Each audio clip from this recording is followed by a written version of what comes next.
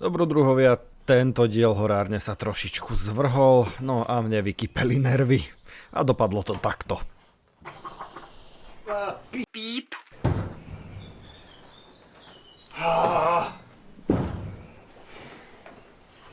Je píp.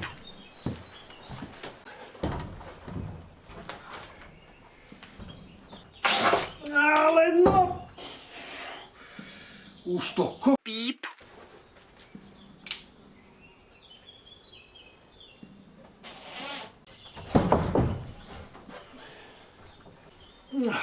Píp. Skurve. Píp, píp, píp. Ak chcete vedieť, čo ma tak vytočilo, určite dopozerajte diel až do konca. Ahojte dobrodruhovia, dobrodružky a dobrodružičatá, splnil sa mokrý sen mnohým z nás. Doslova mokrý, pretože konečne normálne sprchlo. To sucho bolo už naozaj neznesiteľné. A viete, kedy ste naozaj starí? Keď máte radosť z toho, že po dlhom suchu začne pršať. Ale poďme do roboty. Rozhodol som sa konečne urobiť vec, ktorú som dlho odkladal. No, neodkladal som ju len tak pre nič za nič. Mám totižto neuveriteľne rozbombardovanú celú dielňu a je na čase ju poriadne upratať. Dôvod je absolútne jednoduchý. Chcem totižto do dielne napchať veci z každej jednej miestnosti, ktoré ešte sú zapratané. Proste vždy, keď niečo došlo, alebo som niečo priniesol a nemal som to kam dať, dal som to buď do miestnosti, alebo tak ďalej. Je na čase urobiť jeden z veľmi potrebných a kľúčových krokov. A to je vyradiť jednu miestnosť, v tomto prípade dielňu, na všechny veci. No a ak sa do dielne nevojdu, budem musieť urobiť revíziu veci. To, čo už naozaj nebudem potrebovať, je potrebné vyhodiť, zbaviť sa toho alebo to použiť. A čo ešte budem potrebovať, si skrátka nechať. A budem to musieť urobiť vždy, keď tie veci už proste do dielne nevojdu. Bude to náročné, ale je potrebné s tým konečne pohnúť. Je tu príliš veľa vecí a bordelu. Začal som jemným uprataním garáže. Bolo potrebné zlikvidovať tú bordel a nanosenú slamu, aby som mal jednoduchý prístup do dielne a mohol som otvoriť obe krídla.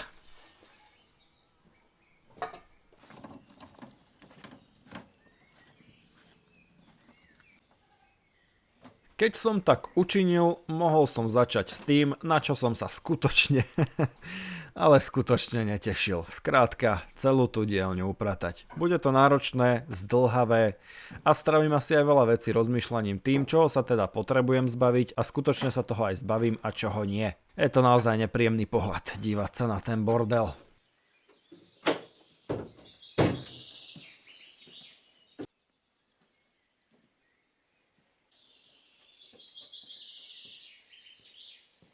Ako môžete vidieť, tak aj ostatné miestnosti sú pomerne plné vecí. Väčšina z nich bude použitá či už na stavbu, alebo ich bude musieť vyhodiť. Alebo je to skrátka bordel určený na vyhodenie. Taktiež je tu pár drevených vecí, ktoré budem pravdepodobne rezať a využijem ich už len ako palivové drevo.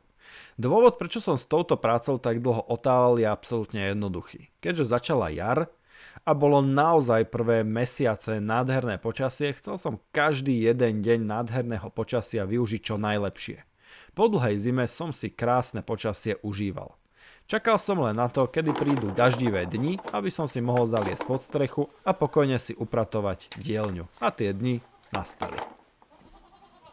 Keď už som bol v upratovaní, rozhodol som sa, že to zoberiem skutočne od podlahy. Upracem si taktiež aj svoje náradie, kufríky a tak ďalej. Nech mám všetko pekne na poriadku. Je to dosť potrebné.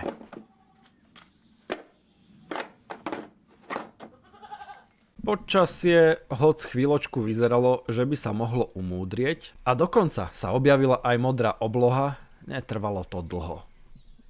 Za horami, za kopcami začalo prichádzať obrovské špatné. Temnota a čiernota. Trvalo to len pár sekúnd a obloha bola zrazu veľmi, veľmi temná. No a potom, ako oblohu zahalili mračná, samozrejme to netrvalo ani tak dlho a na zem začali padať prvé kvapky.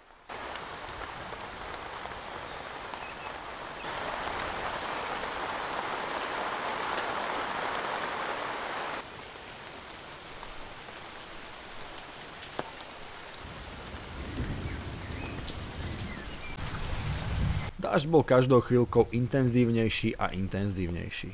A je to jeden z mála dažďov, ktoré naozaj asi nikomu neprekážali. Bolo celkom príjemné sa dívať na prvé letné búrky. Ja som sa vrátil späť do dielne a nechal som prírodu pracovať. Bordelu tu mám statočne. Musím začať tými najväčšími vecami a upratať napríklad aj veľkú skriňu. Pretože napríklad do nej sa toho bordelu vojde naozaj veľa. Ale ešte predtým potrebujem vyhádzať všetky veci von, aby som tam vôbec vedel chodiť. Väčšinu z vecí tvoria naozaj len hovadiny a debiliny.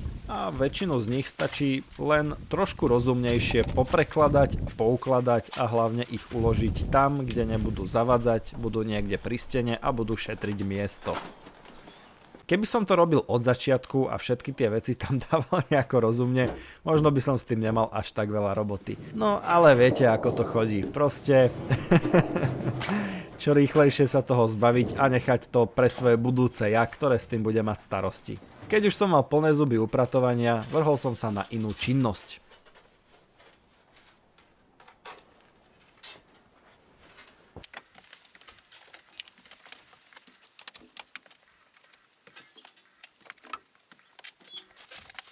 Skoro by som bol aj zabudol na jednu veľmi dôležitú vec ešte predtým, než som tu postavil celý ten kamenný múrik. Mám tu trošku drenážneho potrubia, ktoré určite zakopem pod kamenný múr, a to z jednoduchého dôvodu. Je dosť možné, že tá drenážka nebude ani využiteľná. Elektrinu mám v pláne ťahať iným smerom, ale možno to budem chcieť drenážovať. Aj keď pri takomto kamennom múriku je to naozaj zbytočné. Voda tam má naozaj kadiaľ odtekať. Môže sa stať, že sa plány zmenia a ja budem musieť či už nejaké potrubie, kábel, skrátka čokoľvek ťahať pod týmto múrikom. Takáto situácia môže nastať skutočne jednoducho, keďže barák ešte nie je dokončený a plány sa často menia. No a ja nechcem potom ten múr rozoberať alebo ho zložito podkopávať a preto využijem túto zbytočnú drenážnu rúru a skrátka ju zakúpem pod tento múrik, kým tam není postavený. Už aj tak to bolo dosť veľa roboty, keďže tam boli tie škrydle. A vybral som si naozaj divné miesto, kde som našiel niekoľko fakt gigantických kameňov, čiže aj to kopanie bolo poriadne náročné.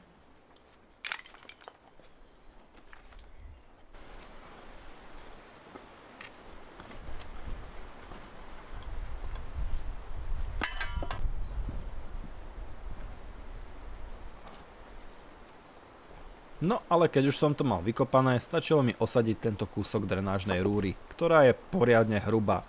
V pohode do nej vojde aj veľký kábel v chráničke. Nemal by s tým byť žiaden problém, keby bolo najhoršie. Rúru osadím tak, aby bolo možné na ňu napojiť pokračovanie a jednoducho tam len vykopať ďalšiu dieru a napojiť to. Nemal by to byť žiaden problém. Som celkom rád, že som si na to spomenul.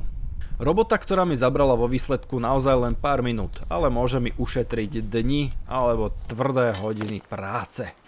Takže parádička.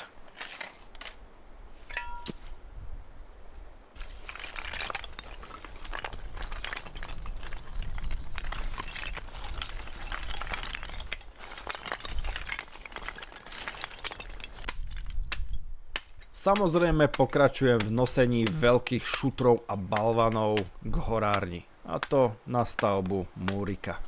Nie je to žiadna sranda. Keď chcem pekné kúsky, ktoré budú aj esteticky nádherne vyzerať pri stavbe múrika, musím zachádzať už skutočne ďaleko. Našťastie sa s tým naozaj nikam neponáhlam. Len sa pozrite, aký je ten kameň obrovský, keď ho naložím na fúrik.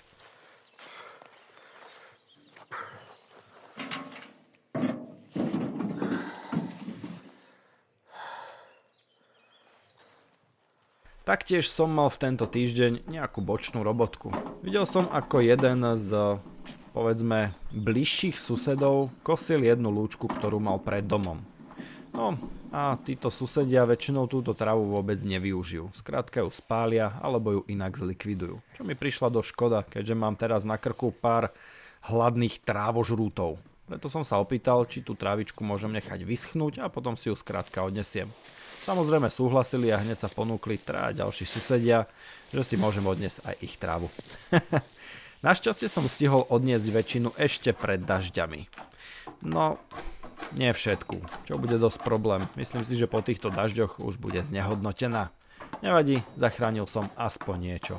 Mám pred sebou ešte celý rok. Niekde som stratil sekeru, takže som odkôrovával mačetou. Nebolo to také efektívne, ale skrátka, fakt som ju dlho hľadal. Neviem, kam som ju dal. A ako už môžete tušiť, taktiež som pokračoval v klasike. Odkôrovať, vybrúsiť, natrieť a tak ďalej. Tých dosiek bude treba naozaj veľa, takže toto bude ešte poriadne, dlhá robota. Čo je však obrovská výhoda je to, že je to neskutočne relaxačná činnosť. V poslednej dobe si dosť frčím na muzike, takže si skrátka pustím hudbičku a robím si robotu. Je to už taká automatika. Keď niečo robíte po 20. krát, už je to taký autopilot. Odkôrujete, prebrúsite a natrete. Občas sa do tej roboty tak ponorím, že si to ani neuvedomím a všetku robotu na takejto doske mám zrazu za sebou. Medzi daždivými dňami sa dokonca na chvíľočku urobilo opäť pekne, čo je naozaj super. A ja posledné dni dosť usilovne pracujem na ochočení si biokozačiek. Pretože, nechce sa mi vždycky im kosiť. A takto je to dosť jednoduché. Dať kozičky na obojky, zobrať ich von a skrátka nech sa napapajú samé. Prvé dni to bolo dosť ťažké. Roza je domestifikovaná koza, odchovaná na flaške. Preto je zvyknutá na ľudí, nechá sa škrapkať, hladkať, práve naopak. Pri ľudskej spoločnosti je veľmi rada. Nie je placha a nechá sa škrapkať. Poď, Kvapka. Kvapka je trošku iný biznis. Brali sme ju už keď bola pomerne veľká a ľudí sa trošku štíti a bojí. Nie je to úplná katastrofa. Ale že by sa nechala škrapkať, to rozhodne nie. Pomalými krokmi ju domestifikujem stále viac a viac. A takéto prechádzky tomu dosť pomáhajú. Prvé dni a prvé prechádzky mala Kvapka veľké starosti a problémy. Moc sa jej to nepáčilo. Ale keď zistila, že sa jedná o jedlo, tak už sa veľmi teší, keď prídem do výbehu s obojkom. Ďalšie dni som tak pomaličky a postupne pokračoval v prácach pri upratovaní dielničky. Každým dňom som bol o malý kročik bližšie k tomu, aby dielnička vyzerala oveľa priestrannejšie a lepšie. No a už pár dní po upratovaní musím povedať, že je to tu naozaj výrazne lepšie. Je tu oveľa viac priestoru na pohyb a zmestí sa mi sem neskutočne veľa vecí. Ešte keď tej dielničke trošku dám, tak to bude naozaj dokonalé. Mám tu však jeden malý problém. Začal som kosiť aj okolie pozemku. Pretože tá tráva proste rastie. Každý deň kúsok a hodím to kozičkám. Je to taký pomalý proces, skôr taký oddychový. Malo to však jeden problém. Na jednom hnusnom koreni som zlomil kosu. Našťastie som mal náhradnú rúčku a netrvalo mi veľmi dlho to celé vymeniť a ja som mohol kosiť ďalej. Nuž čo, niektorí ľudia meditujú, niektorí skrátka zavrú oči a na chvíľku sa natiahnu. Moja relaxačná činnosť je proste kosenie. Naozaj netuším, čo ma na tom tak, ani neviem, udivuje, priťahuje. Skrátka, len sa na to pozrite. Nádherná príroda okolo vás. Započúvajte sa do toho zvuku a ešte si k tomu pridajte vôňu čerstvo pokosenej trávy. A povedzte, že to nie je dokonalé.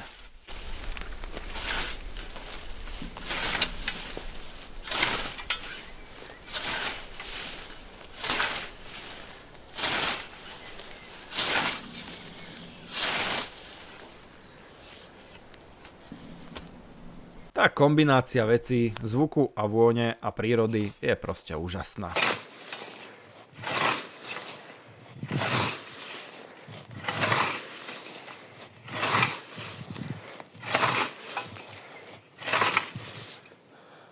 No a následne pokračujem už v takej rutínnej činnosti, ako je opätovné natieranie.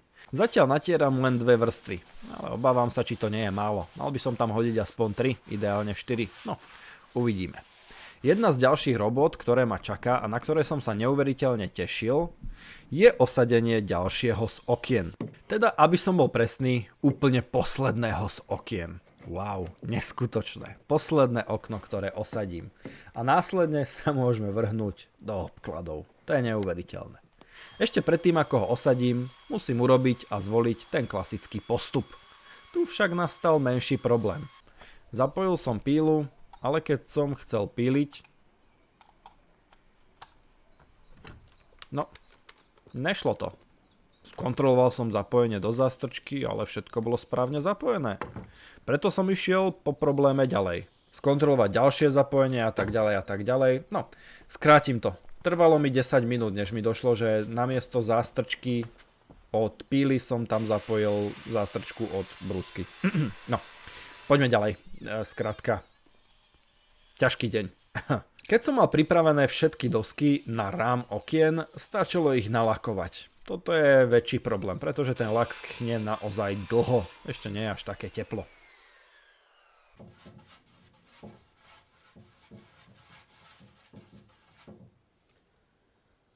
V noci dosť popršalo a ďalší deň ráno som vám chcel natočiť to, ako sa zovšadiaľ vyparuje voda, ale na kameru sa mi to moc dobre nepodarilo zachytiť. No za to sa mi podarilo zachytiť túto neskutočnú nádheru. Len sa na to pozrite. Sakra, sem by mali poslať nejakého maliara alebo básnika. Toto je naozaj neuveriteľný pohľad. Nedalo mi to a musel som si trošku zakosiť. Pri takto nádhernom výhľade a rannom slniečku sa nedalo inak.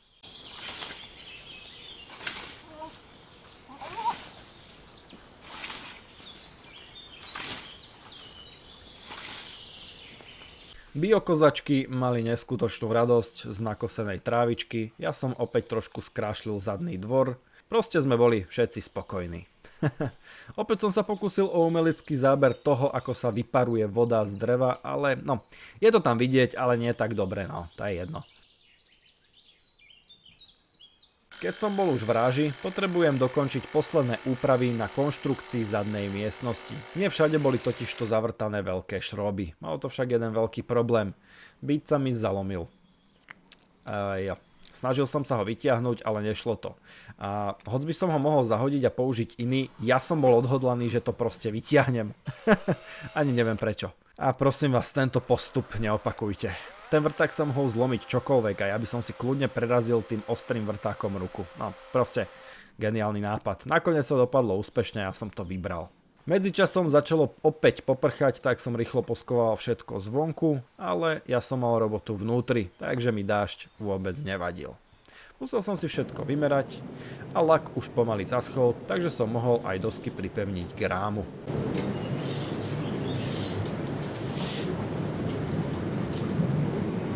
Klasika, ktorú ste tu už videli a teraz ju vidíte pravdepodobne naposledy, pretože je to posledné okno. Dobrodruhovia, dobrodružky a dobrodružíčatá, na známosť dávam to, čo som už spomínal a ešte párkrát spomeniem. 1. júna, teda června, štartujeme s Subatom. Je to pondelok a určite dorastie. Sám som zvedavý, ako dlho vydržíme. Posledný nám zabral 9 dní.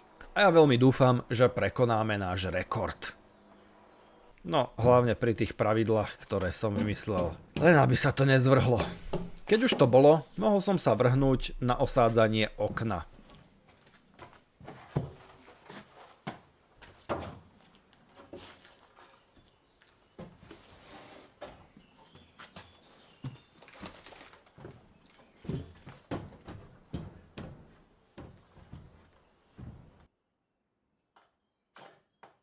Toto nikdy nie je jednoduchá činnosť, keď ste sám. Keď je to iba jeden človek, proste držať to ťažké okno jednou rukou. Občas to musíte osadiť aj na viackrát. A to bol tento prípad. Skrátka mi to tam nechcelo zapadnúť. Čo bolo horšie, mám teraz také trošku blbé obdobie. Povedzme, že moc sa mi nedarí. A toto bol naozaj deň blbec. Proste som potreboval už vypustiť paru a do toho ma sralo toto okno a dopadlo to takto. Píp.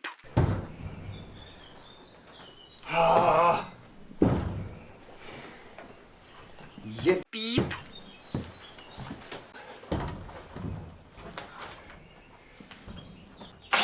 Ale no. Už to píp.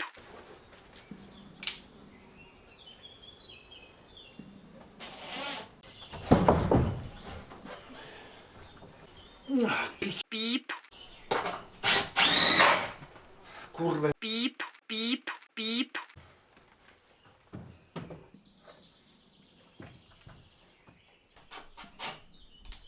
Ja nie som na to hrdý, ale rekonštrukcia proste vyzerá občas aj takto. Občas vám dojdú nervy, občas sa vám skrátka nedarí a veľmi často je to poriadne ťažké. Ale nič to, hlavu hore a ide sa ďalej. Dôležité je ovládať sa. A ale vypustiť paru nie je na škodu.